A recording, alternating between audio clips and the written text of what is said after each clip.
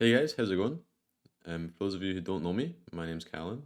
I'm a graduate software engineer, and recently I've been doing a lot of research on OAuth 2. I think OAuth can be a super difficult subject to research, as it's quite a complex topic, and I find there's a lot of misleading information on the internet. So I thought it would be nice to share what I've learned about it and hopefully be able to demystify the protocol a bit with this presentation. If you've heard of OAuth before but never really had the chance to work with it, or even if you have no idea what OAuth is, I think this presentation will provide an interesting insight into how and why the protocol exists. The goal of this presentation is to break down the protocol into basic English in order to hopefully learn how it works. So what is OAuth 2? Besides just being a difficult word for me to pronounce, OAuth is also a protocol which aids with authentication and authorization in applications. From a user's perspective, OAuth is these buttons, often found alongside sign-in forms. They allow you to sign into websites using an OAuth provider that you already have an account with, such as like Google or Facebook. But from a developer's point of view, OAuth 2 lets you request access to a user's data from another app or service without needing access to their password. So essentially, OAuth 2 is a protocol that was invented with the purpose of giving developers and apps an easy and secure way to access user information from a third party through the means of authorization and authentication. As a developer, using OAuth 2 in your applications is the easiest way to gain access to user information, such as like emails, names, and images, and also the easiest way to gain permissions to read and write to like calendars, emails, or contacts, for example. These two things save you a lot of time in development of your projects, as you can essentially offload a lot of the work to an OAuth provider. It also opens up a lot of new possibilities in terms of the scope of your projects due to like these new integration possibilities. So to understand how useful OAuth is, we need to look at the problems that existed before its creation. I mentioned that OAuth is used to solve issues that exist regarding user authentication and authorization. These are the two core principles of the protocol. So let's first examine how authentication was done before the introduction of OAuth and break down the problems that existed. So authentication is the act of verifying that the user is who they claim to be. It is essentially the act of determining whether someone owns the account that they are attempting to sign into. Before OAuth, this was done with simple login forms. So these work by storing a user's credentials when they initially create an account and then comparing their subsequent login attempts to those credentials in order to determine whether the individual trying to log in is the owner of the account or not. So this is still like a common method today, and it's often used alongside OAuth. However, it does come with its drawbacks. So the main issue with simple login forms are the security risks that can arise from them. For example, when creating your form, you have to be aware of attacks that could be made, such as SQL injection attacks, and how to like prevent them. As well as this, you're also reliable for the secure storage of sensitive data, such as passwords, as you'll be storing users' credentials in your own database. So you have to deal with the logic for doing that, and then this could also like result in catastrophe if you suffer any data leaks or breaches, because you'll have a bunch of passwords out on the internet that were meant to be in your database. So OAuth is also used for authorization. This is the act of your application requesting and getting access to permissions, such as viewing a user's data. A user will authorize your app to be able to access information from their Gmail account, for example. This image depicts how Facebook used to handle authorization. Basically, Facebook wanted to access your email account so that they could see all of your email contacts in order to determine if all your friends already had Facebook accounts or not. They done this because they wanted to like read all of your contacts in your email and then like compare it to the list of emails they had on Facebook to see like who already had an account or not. So to achieve this, they ask you for your email provider, they ask you for your email address, and then they also ask you for your email password, so that they could sign in and read all your contacts like manually. So the problem with this, hopefully, is quite clear. Obviously, the fact that it requires you to share private information, such as your password, to make it work, is not good. You don't want to be sharing passwords with people. Facebook are, I guess, kind of trustworthy. But like if this was like a startup back in the day wanting to access your email and stuff like that, this would be super dodgy. So this made it super unsustainable and meant that there needed to be a new way of doing this. So before I go any further, I should mention that OAuth 2 originally was just an authorization protocol. You weren't able to authenticate with it, but people kind of brute forced it to like authenticate users with it as well. So in order to like get around this, they introduced OpenID Connect, which is just like an extension to OAuth 2, which basically meant it was suitable for authentication and authorization. But like these days, it's the same thing, so we're not going to worry about it too much, and we're just going to continue with saying OAuth 2 is made for authentication and authorization. So how does OAuth 2 solve these issues of authenticating with simple login forms and authorization via sharing passwords and things like that? Well, for me, Farmville was my first encounter with OAuth. If you played Farmville back in the day, or any game linked to your Facebook account for that matter, you may remember that they love to post to your wall whenever you got a new sheep or something. They also seem to have access to like your name, your profile picture, and your friends list without you having to give them this information yourself. And this was a result of them using the newly created OAuth 2 at the time. So OAuth 2 dealt with authentication by having you authenticate with a provider that you already had an account with. This meant that there were no Farmville managed login forms, dodging the security concerns that can come with them, as they had offloaded that responsibility to Facebook. So prior to this page you're seeing on your screen now, you would have been asked to log into your Facebook account, and that's how they dealt with authentication. And then after Facebook had confirmed that you were who you said you were by you signing in, Farmville would then ask you to give them permission to access certain things from your account so that they could use them in their app. So that's this page right here, as you can see. This is the authorization page. The things they would ask you would be clearly stated on a page similar to this, so that you always knew exactly what it was that you were sharing with them. So like some examples of what they would ask you for would be like your basic information. They would ask to like send you emails. They would ask to post to your wall, and things like that. So that's how OAuth deals with authorization. So to really understand OAuth, and before we go under the hood into the more technical areas, let's first try and understand the general flow the user is taking on with OAuth. So to begin with, we have the user, we have the client, and we have, like, in this case, we'll say Google is the OAuth provider, and we have the sign in with Google button. So the user could be on your client website and be like, okay, I like this website, I want to make an account with them, but I don't want to like have to use a login form or things like that. So what they would do was they would click the sign in with Google button, and then when they click this button, they're redirected to the Google authorization server, where they're then asked to like sign in with their Google account, and then allow your client access to the resources if they decide to trust you.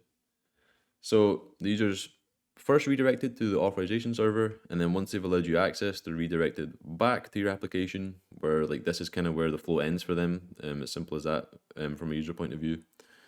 But now that they've done all that, your application is now able to talk to Google's resource server and basically do whatever it wants with the scopes that they allowed. So now that we understand the sort of the general flow, we've seen the diagram, let's look into it in a bit more detail. So first of all, we have the resource owner, the client, and the OAuth provider. So the resource owner is just a fancy way of saying the user, the person who owns the resources that we want to access.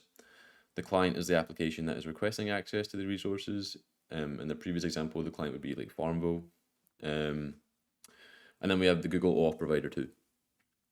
So yeah, same scenario as before. The user comes to the client and decides they want to make an account. So they want to sign in with Google. They'll click the button. What happens next? If we remember, they get redirected onto the Google authorization server. But under the hood, what happens here is on the client, we like curate a URL pointing towards the Google authorization server that we can use to send them there. But in that URL, we have like some query parameters as well. As you can see here, we have the redirect URI, which is just like a link to another page in our application. This is so that we can bring the user back to our application after they've like allowed us access to their stuff. So if we didn't send this, they would just be stuck on the authorization server. They would never make it back to our app. So we send that. We send the response type, and in this case the response type is code, so that just means we want an authorization code back, but we'll look into that a bit more in a second.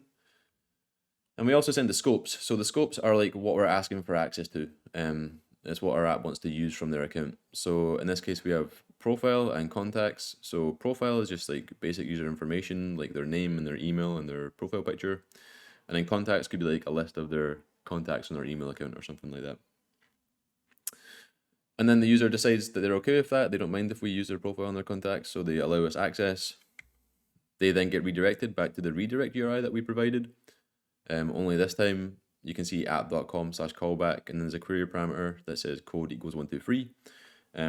So that means 123 is our authorization code that we get from the authorization server. And basically what the authorization code is it's like proof from us that like the user has said that it's okay for us to access this data.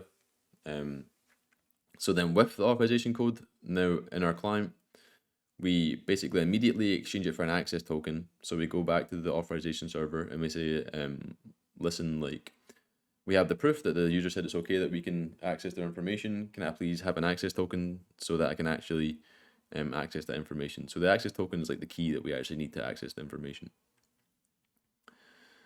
And then with the access token, we can just talk to the resource server and get all the data we want until the token expires, which is like an hour by default, I think.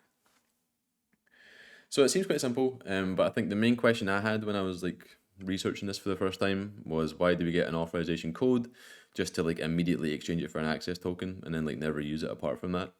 And the answer to that question is because the authorization code is retrieved in like a not as secure way as the access token is retrieved. So to put that into detail, the diagram here, the solid arrows, so the first two are front end channels, and then the dotted arrows are back end channels.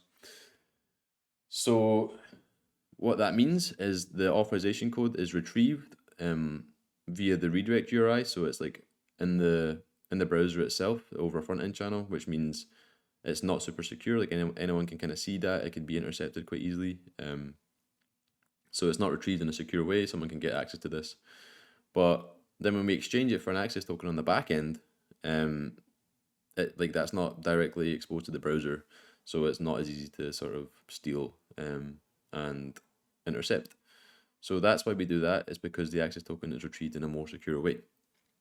So now you could be thinking, oh, what if I've only got a front end? I don't have a back end. I've only got like a React front end application, but I still want people to be able to sign into it using OAuth.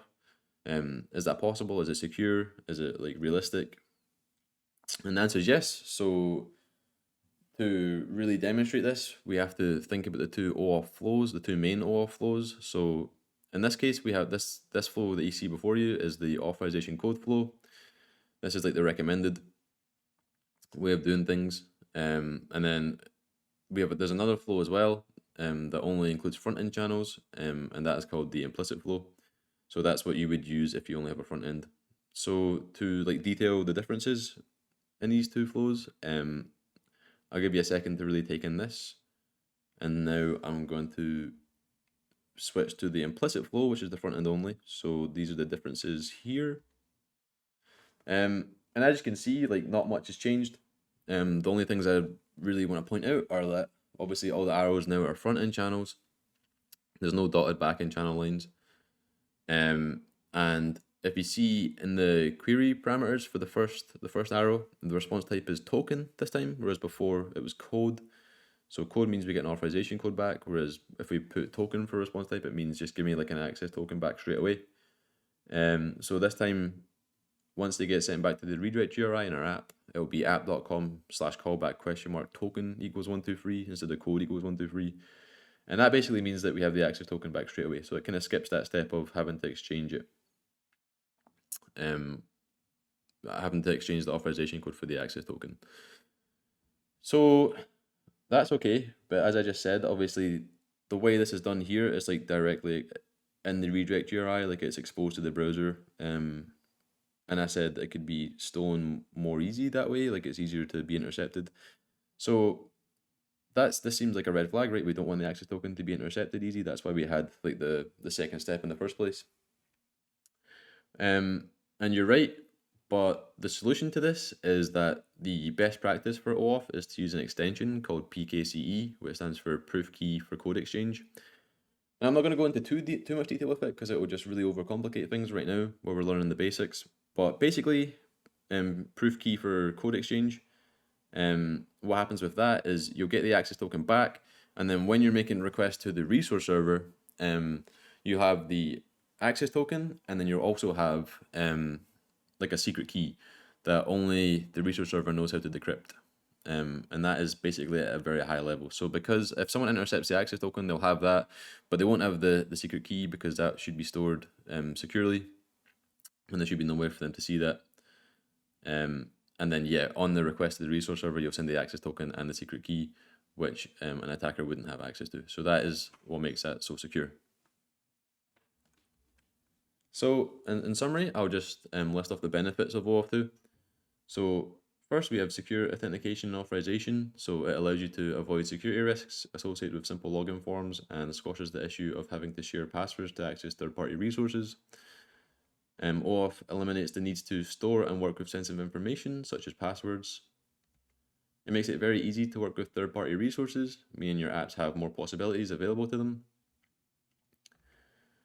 It has user-controlled consent, which is very transparent, and that means that users are still in control of their data and know exactly what the app will access, as we see it's listed in the scopes.